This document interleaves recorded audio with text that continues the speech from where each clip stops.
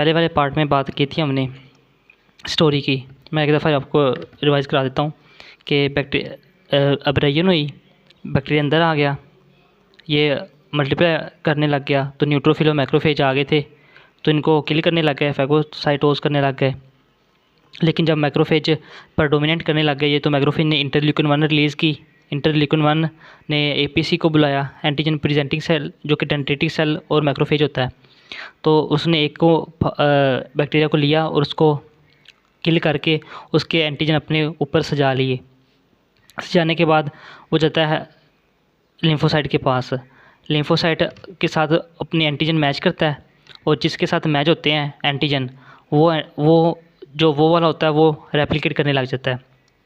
और रेप्लिकेट करके 3 चीज़ें बनाता है, cytotoxic T cell, helper T cell और memory T cell. Memory T cell क्योंकि ज़रूरी होती हैं कि अगर एक दफ़ा आ जाए तो फिर दोबारा रेप्लिकेट करके बना लेता है। ठीक हो गया, ये इतनी बात तो हमने कर ली थी। अब हेल्पर टी क्या करता है कि ये सिग्नल सेंड करता है। सिग्नल सेंड मतलब इंटरल्यूकन-2 रिलीज़ करता है। इंटरल्यूकन-2 रिलीज़ करता है, वो जाती है फूल जैसा होता है हमारे पास बी सेल, तो बी सेल के पास जाती है। हाँ, तो बी सेल क्या करेगा कि वो डिवाइड करेगा और बनाएगा प्लाज्मा सेल क्लोन और बनाएगा मेमोरी बी सेल। इसका मेमोरी बी सेल का वही काम होता है जो उसका ऊपर T cell memory cell T cell का होता है। अब एंटीबॉडीज़ प्रोड्यूस हो गई हैं, और इधर एंटीबॉडीज़ प्रोड्यूस हो रही हैं, और ऊपर क्या काम कर दिया उन्होंने कि जो बाहर निकल जाते हैं ब्लड वेसल से और जो नॉर्मल सेल होते हैं उनको अफेक्ट करने लग जाते हैं। और अफेक्ट करते हैं तो यहाँ से जो साइटोटॉक्सिक टी सेल होते हैं ना, साइटोटॉक्सिक टी सेल या नेचुरल किलर सेल, वो जाके हमारे नॉर्मल सेल को जो कैंसरस में बदल जाता है, क्योंकि इन्वेजन हुई है ना उसकी बैक्टीरिया की, तो वो अफेक्टेड सेल को मार देते हैं, नेचुरल किलर सेल या साइटोटॉक्सिक टी सेल। अब एंटीबॉडीज़ देखो, एंटीबॉडीज़ बन गई हैं, तो एंटीबॉडी का स्ट्रक्चर क्या होता है कि ऐसा स्ट्रक्चर होता है 2 हैवी चेन या 2 लाइट चेन, इसको कहते हैं H2L2। ये आपने याद करना है, H2L2 से आपने याद करना है कि इसकी 2 हैवी चेन्स होती हैं एंटीबॉडी की और 2 लाइट चेन्स होती हैं, एक यहाँ पे होती है, एक यहाँ पे, और 2 दरम्यान में डाइसल्फाइड ब्रिजेस होते हैं। ठीक हो, ये एंटीबॉडी का स्ट्रक्चर हो गया। और एंटीबॉडी का फंक्शन क्या है कि एंटीबॉडी 3 काम करती है, 3 फंक्शन करती है।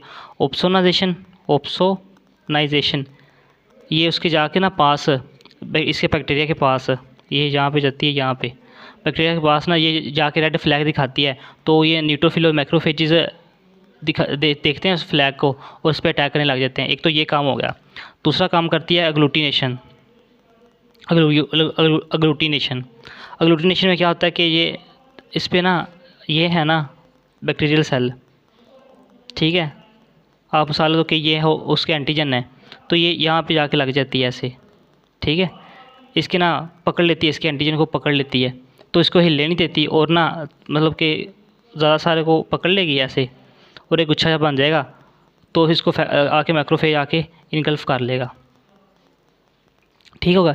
और तीसरा काम है कि जो बैक्टीरिया हैं, अब बैक्टीरिया भी तो कुछ ना कुछ रिलीज़ करती हैं, मतलब बैक्टीरिया या पैथोजन वो करते हैं, टॉक्सिन रिलीज़ करते हैं, तो उसको न्यूट्रलाइज़ करने के लिए एंटीटॉक्सिन रिलीज़ करते हैं एंटीबॉडी। तो तीसरा काम इनका न्यूट्रलाइजेशन है। ये 3 काम करती है, ऑप्सोनाइजेशन, अग्लूटिनेशन और न्यूट्रलाइजेशन। अब पेपर में इतना टाइम नहीं होता कि आप सारा ये रिवाइज़ करो और सारा कुछ देखो। इसके लिए आपको मैं एक ना निमोनिक या टिक कह लो वो बता देता हूँ कि आपने इसके ना सारा प्रोसेस को याद करना है। एक लफ्ज़ से माही बीपा, वैसे तो होना चाहिए था माही पीपा, ये माही बीपा। माही वो वाला ही है, माही मिलिया तो मिलिया 11 आंधी गली, वही है माही। तो इसको मैं इंग्लिश में अगर लिखूँ माही बीपा। अब देखो इससे हमने सारा क्लियर कर लेना है। सबसे पहले मैक्रोफेज आते हैं, वो इंटरल्यूकिन-1 रिलीज़ करते हैं, इंटरल्यूकिन-1। फिर हेल्पर टी सेल आते हैं, हेल्पर टी सेल, हेल्पर ये 2 आई है ना, 2 आई, एक ये वाला और ये आई आँख वाला नहीं, ठीक है, आई। तो ये इंटरल्यूकिन-2 रिलीज़ करते हैं। कौन रिलीज़ करता है interleukin two? Helper T cell. Interleukin two से जाता है बी के पास, बी मतलब बी सेल के पास, ठीक है। बी सेल क्या करता है, आगे प्लाज्मा सेल बनाता है, प्लाज्मा सेल। और प्लाज्मा सेल के बाद प्लाज्मा सेल क्या बनाते हैं, एंटीबॉडी से जनरेट करते हैं। ये सारी सीक्वेंस आपने इस माही बीपा से याद कर लेनी है। इंग्लिश में MHII बीपा BPA बीपा। पहले मैक्रोफेज, फिर हेल्पर इंटरल्यूकिन 1 रिलीज़ किया, फिर हेल्पर टी सेल, 2 आई मतलब इंटरल्यूकिन 2, फिर बी सेल, फिर प्लाज्मा सेल, फिर एंटीबॉडी। ठीक है, ये आपने एक निमोनिक याद कर लेनी है, इससे आपको इजी रहेगा पेपर में भी। इसके थोड़े एमसीक्यू मैंने लिखे थे, वो मैं आपको करवाता हूँ। निकला, ये देखो इसके एमसीक्यूज अब सोल्व करते हैं। पहले आपने वीडियो स्टॉप कर लेनी है, फिर पहले खुद सारे सोल्व कर लो, ठीक है, फिर मैं आपको ना इसका सोल्यूशन बता दूंगा।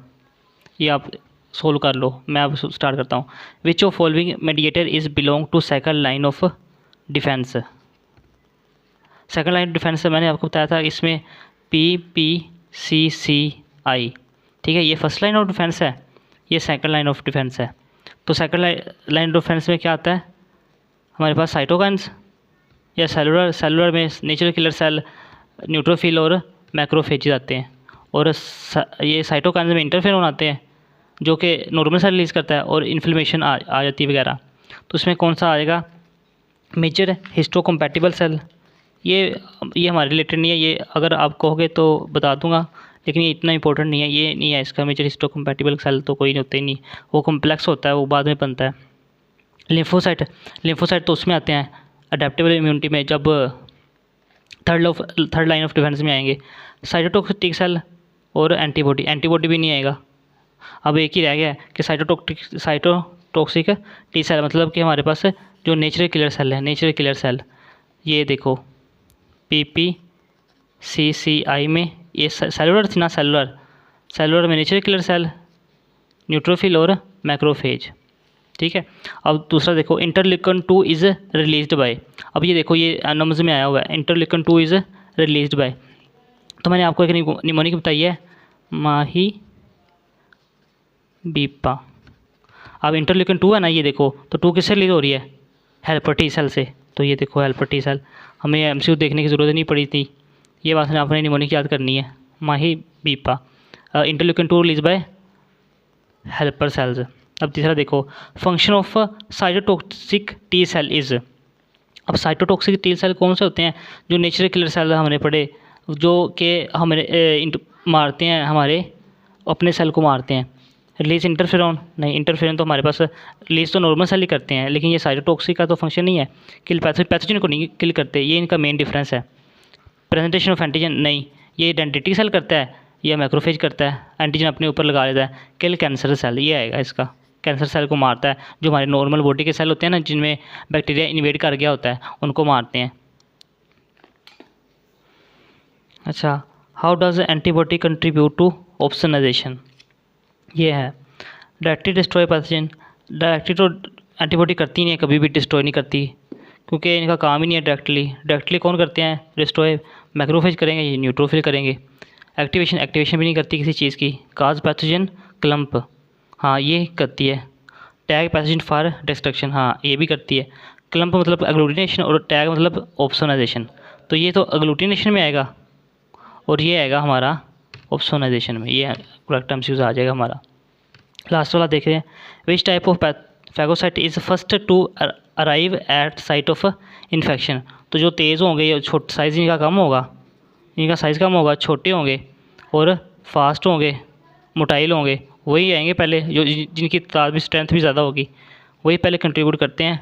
तो इसमें न्यूट्रोफिल सबसे पहले आते हैं, क्योंकि इनका साइज़ छोटा होता है, स्यूडोपोडिया की तरह स्यूडोपोडिया से मूव करते हैं।